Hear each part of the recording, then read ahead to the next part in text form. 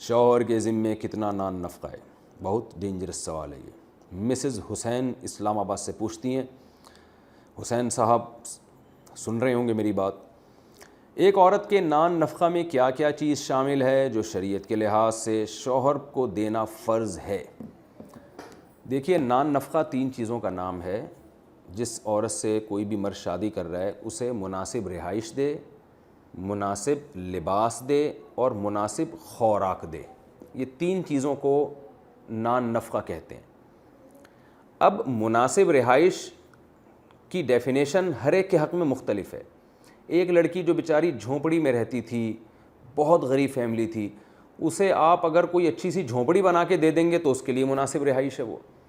اور ایک لڑکی اگر وہ کسی وزیر کی بیٹی ہے اور ہزار گز کے بنگلوں میں رہتی ہے، اسے آپ اگر 4 کمروں کا مکان بھی بنا کے دیں گے تو یہ اس کے لیے مناسب رہائش نہیں ہے۔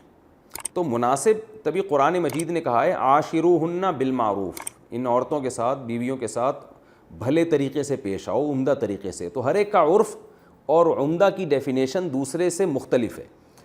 تو اس لیے فقہاء نے قرآن و سنت کی ان دلائل کو سامنے رکھ کر ایک اصول متعین کیا ہے کہ اس میں مرد کی آمدن بھی دیکھی جائے گی اور عورت کس خاندان سے تعلق رکھتی ہے وہ بھی دیکھا جائے گا۔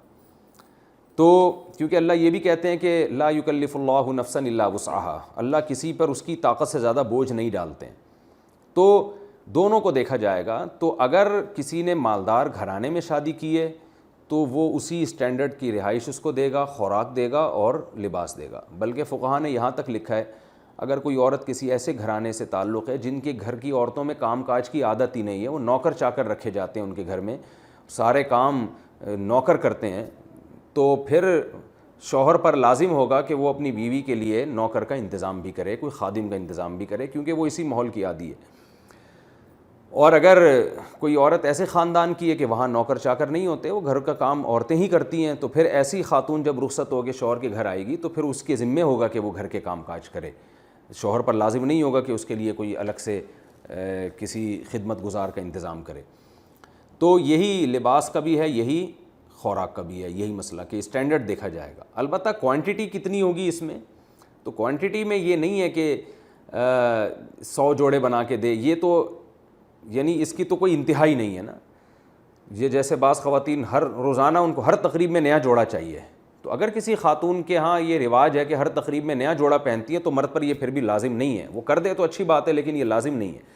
یعنی جو کپڑے کا اسٹینڈرڈ تو دیکھا جائے گا کہ کس اسٹینڈرڈ کا جوڑا اس کو دینا ہے، لیکن کوانٹٹی تو ضرورت، کوانٹٹی میں یہ دیکھا جائے گا کہ ضرورت کتنے جوڑوں کی ہے، تو وہ بھی عرف متعین کرے گا کہ کتنے جوڑے یہ جو، کیونکہ آج کل خواتین کے تو خرچے اتنے ہو گئے ہیں کہ اس کو تو کوئی حد ہی نہیں ہے نا، وہ تو بڑھاتے چلے جائیں، مرد پاگل ہو جاتا ہے۔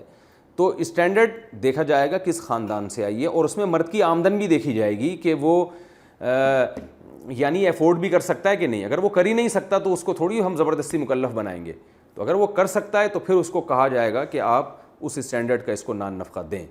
تو یہ اس لیے اس میں کوئی ایک اصول ضابطہ نہیں ہے، ایک لاٹھی سے سب کو نہیں ہانکا جائے گا، ہر عورت کو دیکھ کر اس کے حساب سے نان نفقہ متعین کیا جائے گا۔ یہ ضرور ہے کہ یہ بات خوب ذہن میں رکھیں کہ نان نفقے میں جو جیسے مناسب خوراک ہے، تو مناسب خوراک میں جو جیسے گوشت کسی کے ہاں کھانے کا رواج ہے، وہ دال جیسے مالداروں کے ہاں ہوتا ہے کہ وہ سبزیاں کم کھا رہے ہوتے ہیں، جو وہ خوراکیں جو مالداروں کی سمجھی جاتی ہیں وہ زیادہ کھاتے ہیں، تو شوہر پر واجب ہوگا اس طرح کی خوراک دے ان کو۔ اور اگر وہ ایسے غریب گھرانے سے ہے کہ اس کے ہاں نہیں ہے، وہ بیچاریاں انہیں گوشت کبھی دیکھا نہیں ہوتا، مہینوں ایسے غریب لوگ بھی ہیں بیچارے، تو پھر مرد پر لازم ہوگا کہ وہ اگر اس کو تھوڑا لو لیول کا کی جو ہے نا خوراک دے دے تو بھی ٹھیک ہے۔ البتہ بہتر یہی ہے کہ اس کو اس کے اسٹینڈرڈ سے زیادہ دیا جائے۔ تو آج ہو یہ رہا ہے کہ عورت اپنے حق سے زیادہ مانگ رہی ہے اور مرد اتنا بھی نہیں دینا چاہتا جتنا عورت کا حق بنتا ہے، تو اس سے لڑائیاں ہوتی ہیں۔ تو گھر جو میاں بیوی کا چلتا ہے وہ اس سے چلتا ہے کہ عورت کا جتنا حق ہے وہ اپنا ہاتھ تھوڑا کم رکھے کہ مجھے تھوڑا کم چاہیے اس سے، کہ بھئی آپ کی آمدن کم ہے تو میں گزارا کروں گی آپ کے ساتھ، اور شوہر کیا کرے، وہ کوشش کرے کہ بھئی اپنے گھر والوں پہ زیادہ سے زیادہ خرچ کرے۔ اس طرح معاملہ چلے گا تو حساب سیٹ بیٹھے گا۔ دوسری بات یہ کہ میں نے دیکھا ہے کہ میجورٹی ہمارے مشرقی کنٹریز میں، خاص طور پہ مسلم ممالک میں، میجورٹی ایسی ہے مردوں کی جو نان نفقے کے معاملے میں عورت کا حق ادا کر رہے ہوتے ہیں، یعنی میجورٹی الحمدللہ ایسی، میں نہیں کہہ رہا 100% ایسے ہیں لیکن میجورٹی ایسی ہے۔